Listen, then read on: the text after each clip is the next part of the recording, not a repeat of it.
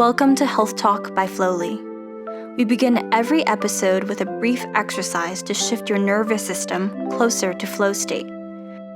We do this so your nervous system can settle, and you'll feel relaxed and ready to experience the interviews in each episode. Julian, who is the voice of our Flowly experiences, will take a few seconds to lead this exercise. Take a moment to adjust yourself into a comfortable position. Take a slow breath in through your nose, hold it for a few seconds, and slowly exhale through your nose as well. In your next breath, breathe in for a count of 5. 1, 2, 3, 4, 5. And now exhale for a count of 5. 1, 2, 3, 4, 5. Continue to take slow breaths in through your nose and out through your nose as well, counting in 5 and counting out 5. We have you breathe in this pattern because it equals 6 breaths per minute, which is the average breathing rate at which people can best control their nervous system. In Flowly, we do individualized calibration to find the exact breathing rate healthiest for you, because it varies from person to person. For today, we'll end this exercise with one more 5 count in, 1, 2, 3, 4, 5, and a 5 count out, 1, 2, 3, 4, 5. Let's begin today's health talk.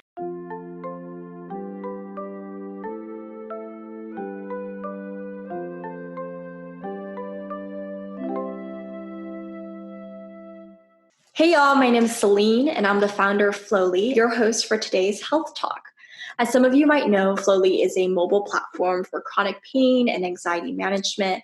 And essentially, we teach you how to better control your heart rate and your breathing to better manage your nervous system. In our Health Talk, we invite everyone from chronic pain, chronic illness, and mental health warriors, professionals, about tips and techniques that everybody could benefit from.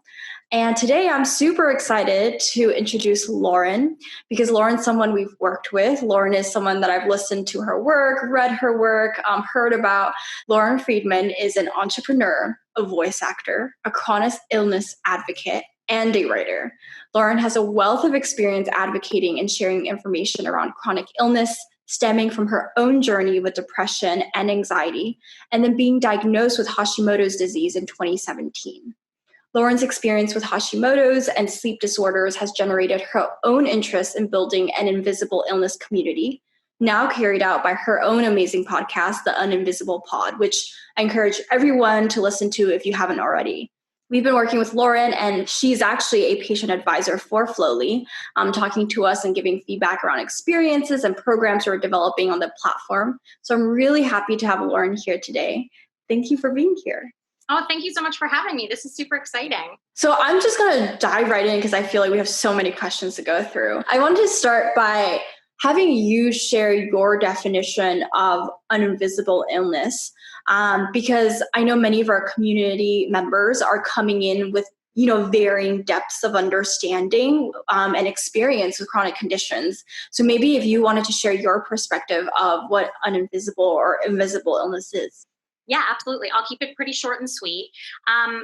My definition of invisible illness, the uninvisible community, if you will, is individuals who are living with an illness or a disability that doesn't carry along with it a visual signifier. So I'm talking about like mobility aids or a change in your everyday appearance. So for example, I'm someone who has a few invisible illnesses, including anxiety and depression. You can't see those from the outside most days, as well as Hashimoto's disease and sleep disorders. None of these are things that I walk around with sort of a sign on my chest that says this is what I've got. And I think, we live in a world where our concept of disability is usually attached to a wheelchair, right? We see wheelchair seats on public transport and things like that. And while that kind of awareness and the expansion of that kind of awareness is still super important, this is a portion of the disability and chronic illness world where there are none of those visual signifiers. And so we're just fighting to be understood, heard, and really taken seriously by the people around us, from friends and loved ones to the medical community. And so how did your own experience with invisible illness begin? Because I know you just mentioned anxiety, depression, something you've been, working with a long time.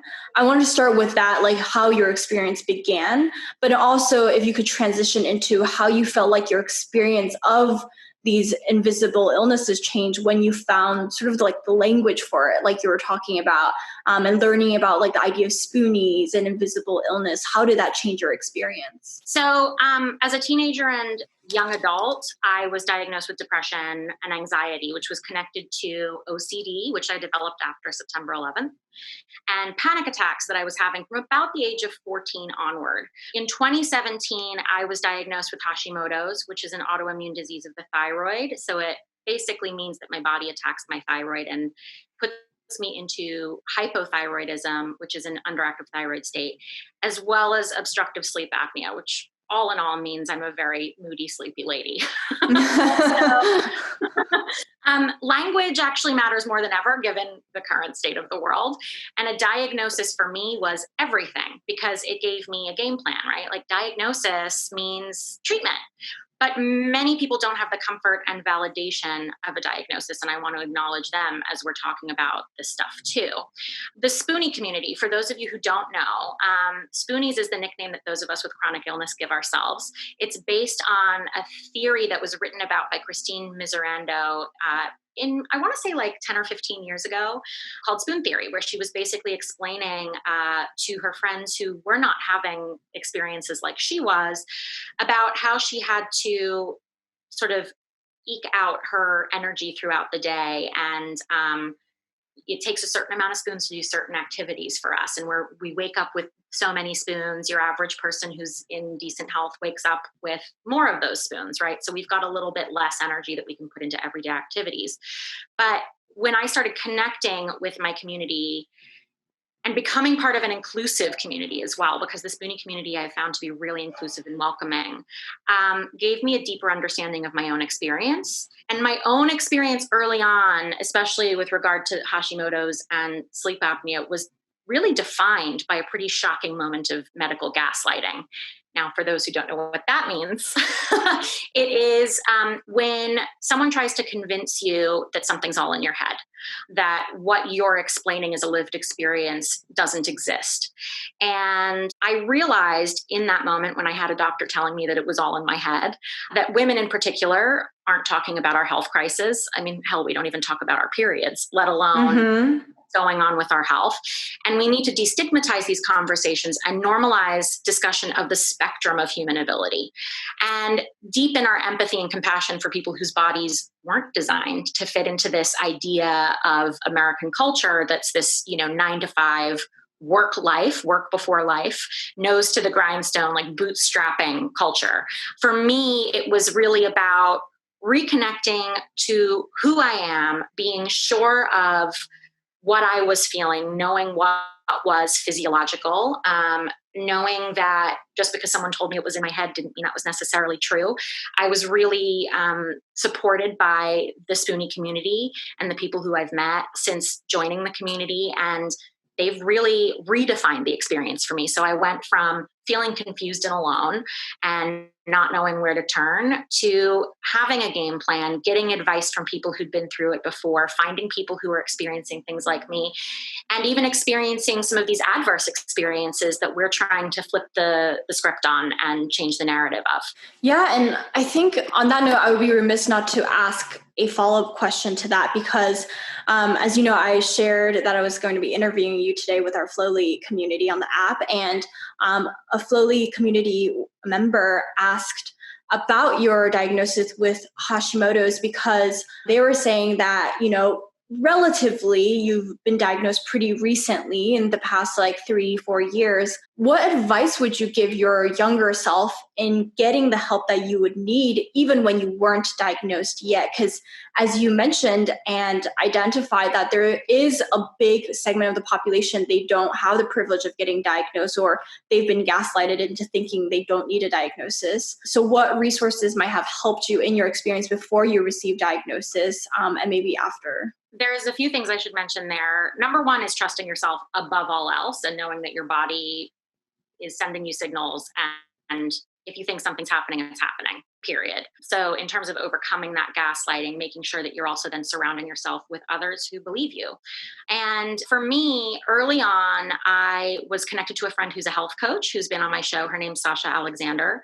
And she was really helpful in leading me to resources, including Dr. Isabella Wentz, who's a pharmacist who lives in Colorado who has Hashimoto's.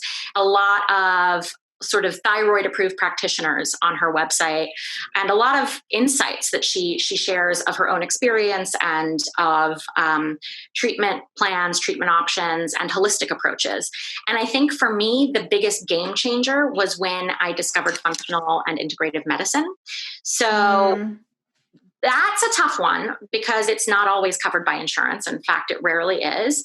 But you can sometimes find, as I have, endocrinologists and other practitioners who are in the medical system and trying to work on a functional medicine approach, which really means combining holistic and Western medicine. So we know that such medications might work for this condition. We know that, these tests might be necessary. But if we take a functional medicine approach, maybe we can do supportive things like adding acupuncture in, or physical therapy, or working on our diet and our nutrition, which have all been huge game changers for me as well. Those are important things to be looking out for. And if you have trouble funding this kind of work and funding trips to integrative and functional medicine practitioners, I highly encourage you to get involved in various communities, be that on Facebook or otherwise, that offer support for autoimmune and thyroid conditions, because often you can get help in funding a lot of these treatments. That's a great tip, especially finding these online communities that might have experience in that way. That's a really good thing to keep in mind. The other question we really wanted to ask you was,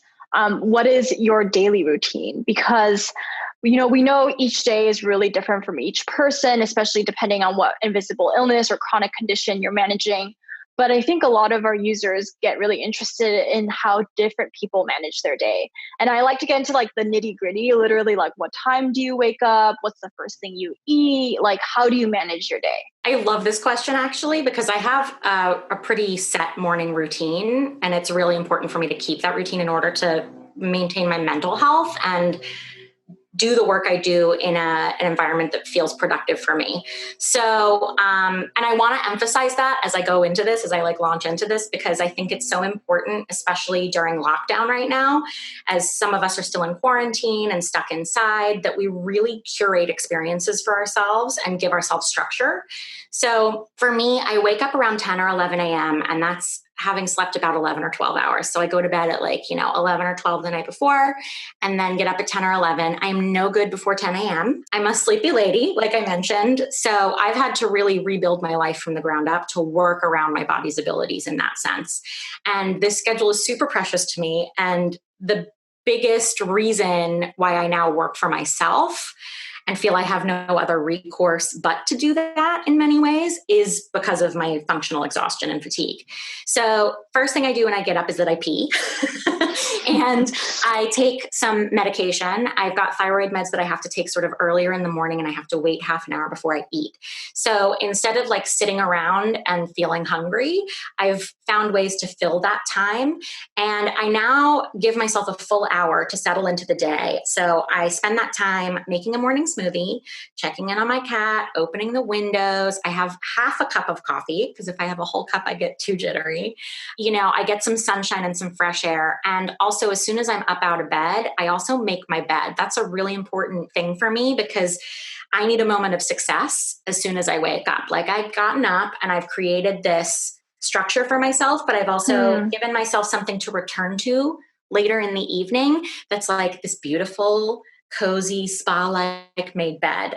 So it's just a nice part of that full day structure for me, like a beginning and an end in that sense. Then once that morning hour has passed, so at this point it's 11 or 12, and I've had my breakfast, taken the meds that I have to take with food, I open up my computer and I do any number of things. This could be responding to emails, doing an interview, being interviewed, writing, networking, recording VO, or recording an interview, scheduling, billing, editing, producing, outreach to new guests, creating content, social media posting, and all of that kind of like follow up and interaction with my community.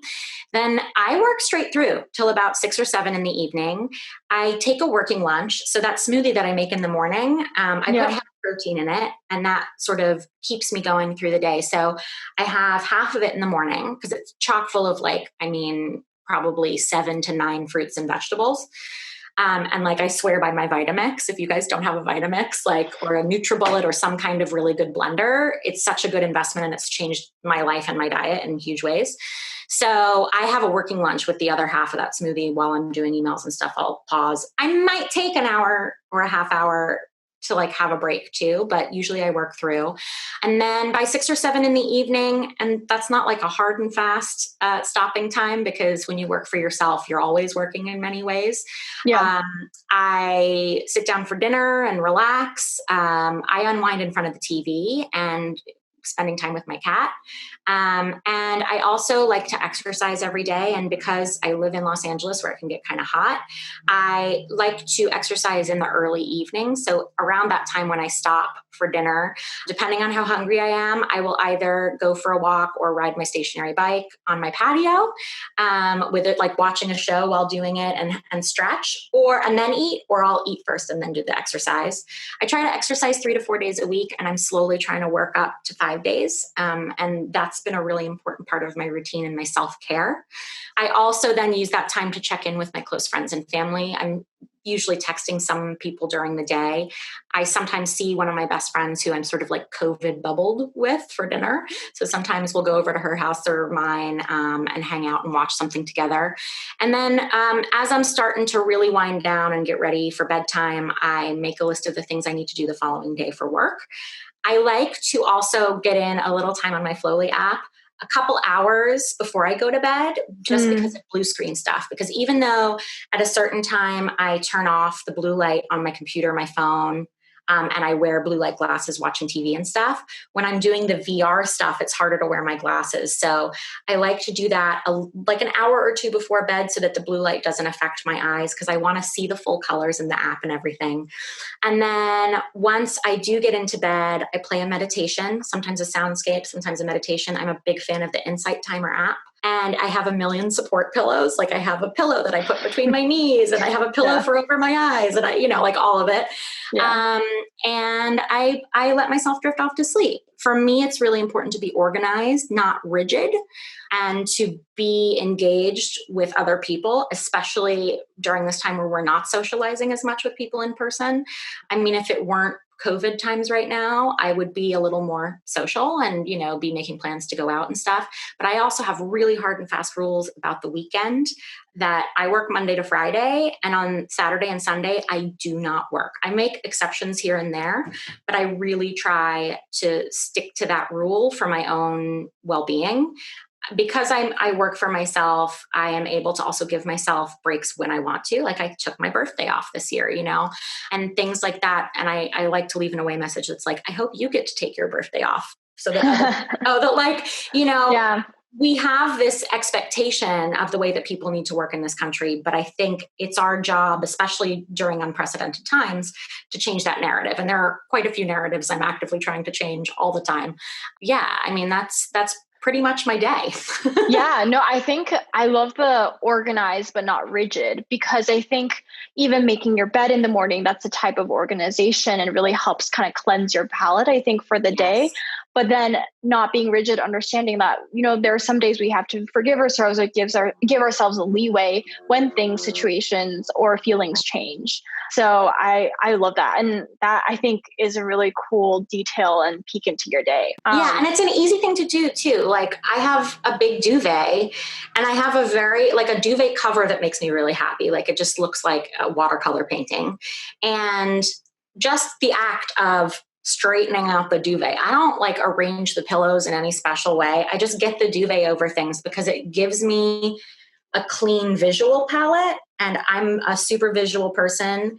I have not historically always been the tidiest person either, but I've found that when I clear my space, I clear my mind.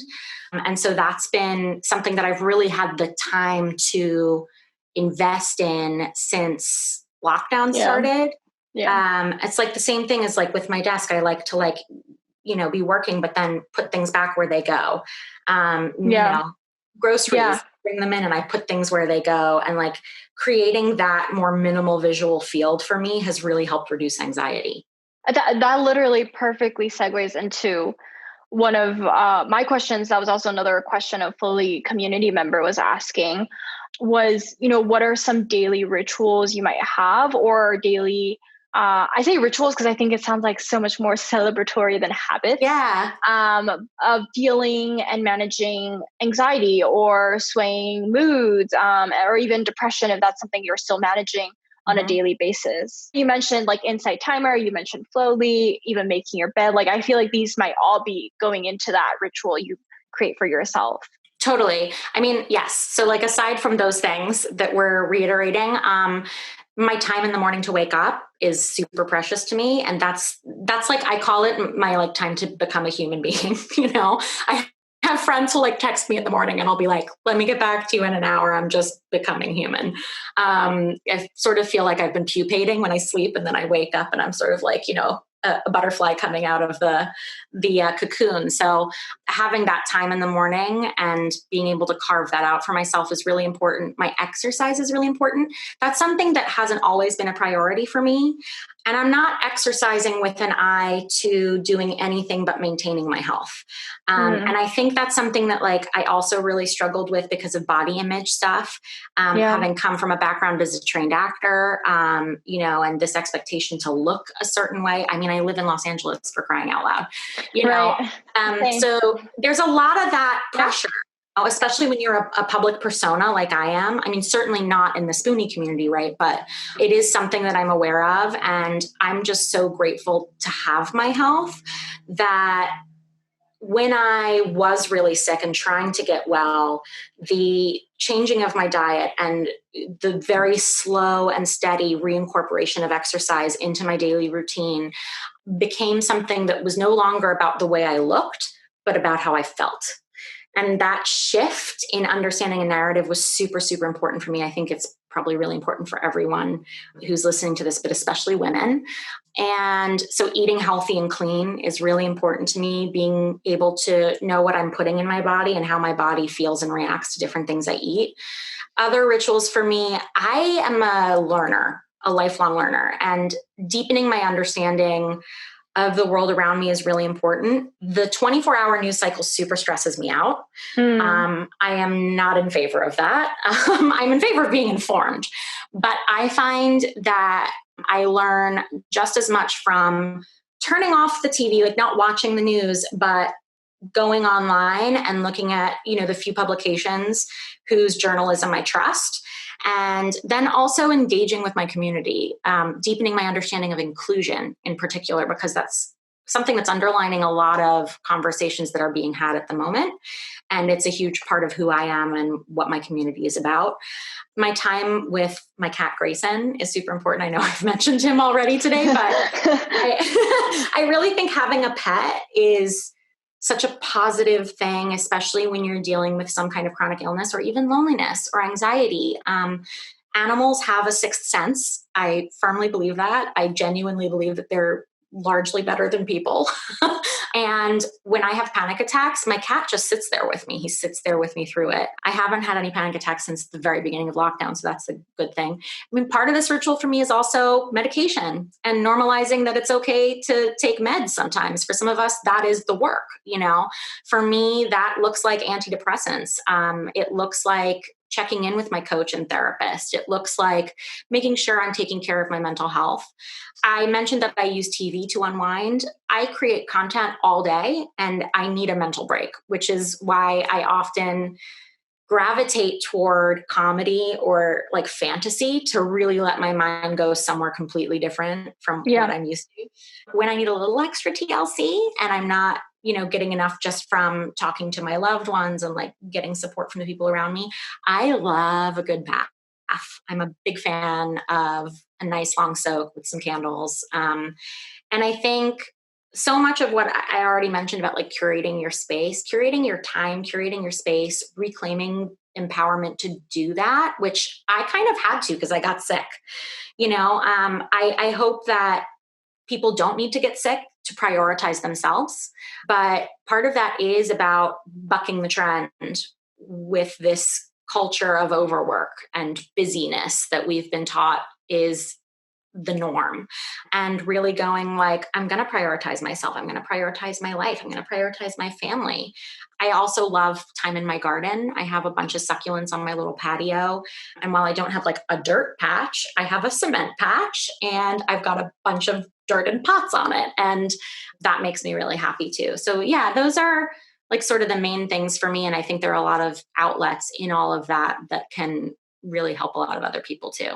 I mean, you listed a lot of things. And what I like about that too is that it resonates with me insofar as you're saying you're kind of looking at your day and your life basically very holistically, and like whole bodily. And I think when we say things like holistic, people think, oh, it's like all alternative or, some type of way of viewing our health. But really, I think it includes like managing your time, managing your medication, managing your integrative or alternative approaches. Like our body doesn't work in silos, which is the number one thing like we work on through biofeedback at Flowly, right? Is like we're teaching you that you can do a few things that can affect multiple parts of your body because they're all connected.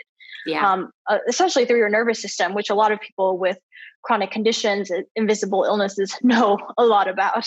And we all have anxiety because of that, and I honestly think so much of that is environmental. It's because of the world's expectations. It's not because of us. There's nothing that's wrong with us per se. It's actually that like the world isn't designed with us in mind. It's designed with white males in mind. That's just how the world is. So we have to find ways to make it work for us. I think this kind of leads into the next question, which is you've really developed like a way of managing so much of the work that you're doing. I mean, you do so many things in a day, but at the same time, you're managing your own health and prioritizing that, which is, I think, something that we're all trying to manage wherever you are on the spectrum of having invisible illness, or maybe just somebody that has stress in their daily lives, which who doesn't? But you interview and meet so many spoonies and invisible illness warriors. Have you seen any consistent patterns or behaviors or techniques or even ways of thinking that you feel like have come up repeatedly and have been helpful to multiple people that you might want to share? Yeah, totally. That mind-body connection that you mentioned earlier, like that is probably one of the most important things.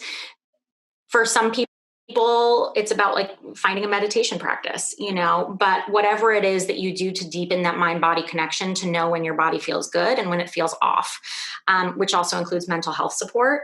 Those are probably like the number one thing that I hear. This idea of shifting your perspective to prioritize yourself before anyone else, knowing that you can't pour from an empty cup, literally, and that you have to learn self-love and acceptance, because this chronic illness journey, like, and I know this, it sounds like a platitude, but like when your body betrays you, literally, and sends you to places you never thought you'd go, there's a distrust. And it's about finding your way back to yourself. And for me, I think before I got sick, I was all up here in my head. And I was able, when my body failed me, to be like, oh, my body's part of that. Like there's a mind-body connection, and to connect to community and support, and discover that your condition might not be the worst thing. After all, it may actually be a gift if you let yourself go there. I know that's not universally true, but my life was turned upside down when I got sick, and I'm a better person because of it. I've got a happier life than I ever could have imagined. That's because of my privilege, but it's also because I have been consciously aware of creating that kind of space for myself. And I think a lot of other people would agree that they're doing that for themselves where they can too. A lot of the people I've interviewed talk about gratitude. I don't keep a journal myself, but I know many people do. I just make sure that I celebrate the wins, however small or large. So gratitude can look like a lot of different things for a lot of different people. You want to make sure that you're keeping friends and family around you who celebrate you too and allow you to celebrate them. Something that also comes up is this idea of continued growth, whether that's that's through therapy or coaching or self-help books or yoga or exercise or cooking, like whatever works for you. I encourage everyone to sort of find your thing and let yourself do it and master new elements of it continually. Trust in yourself and your body above all else and all others, knowing that your body is right no matter what you do. Being open to shifting your narrative, because that's sort of in all of this, that's sort of that through line. Being open to help and learning when to ask for help when you need it from those who can and will be there is super important, which is also connected to boundaries. That's something that comes up a lot when I talk to people too, that like we need to be exercising healthy use of boundaries in our relationships to protect our own energies, as well as others. And I think probably lastly, I would also say this shift in identity. A lot of us get sick and we become our illness.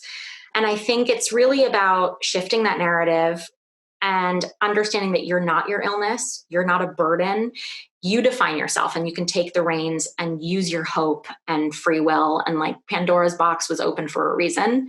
And I really encourage everyone to, seek positivity, because it's really, I think it's more tempting and easier sometimes to go down a spiral, and you can see it in front of you, like especially with depression and anxiety and those who've experienced it, like you can see it in front of you and you can see where you're headed and go, okay, instead of going there, I'm just going to go a little to the left and see what comes of it. And I think often that comes with like seeking community and seeking people who are going to be able to help support you on that journey too. No, that's so important. We need to write all this down. There were so many tips there. I mean, to be fair, I talk to a lot of people, so I've got a lot of tips. There is a lot of tips. I wanted to double click on one of them, which was you mentioned the activities, like finding an activity you really love or that you really immerse yourself in. And the reason I say that is a lot of people ask me why we're called Flowly, and it's because we put people into flow state. But a one really easy and kind of free way to put yourself into flow state, it's a little bit inconsistent, but the more you do it, the more you feel it out, is to find a hobby that you really enjoy. You don't have to be good at it. Nope. You do not have to be good at it. You just need to find it fun and compelling. And it could be knitting, it could be writing, it could be planting, new vegetation or flowers, or coloring or whatever. Yeah. Literally anything, taking a bath, but making sure that you find that one thing that you can incorporate daily.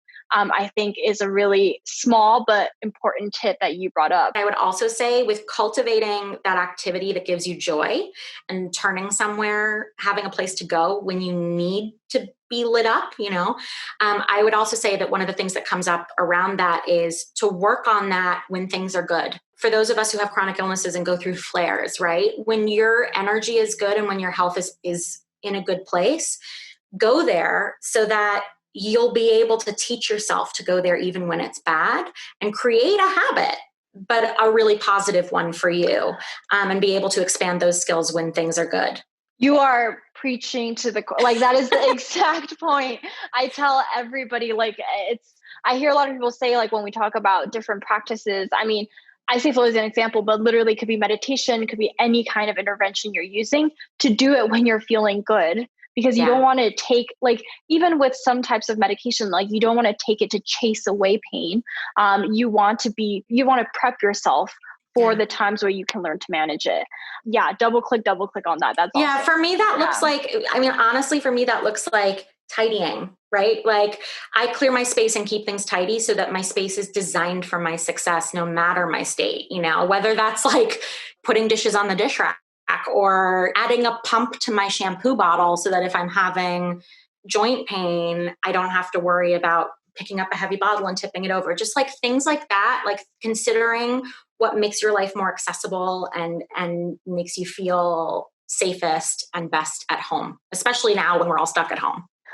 Well, thank you so much, Lauren. I think you're a wealth of experience, but, please come back, join us anytime. Oh my gosh, anytime. I always love chatting with you anyway. So, So thank you so much. Thank you. And guys, check out Flowly because it's awesome. And listen to the Uninvisible Pod.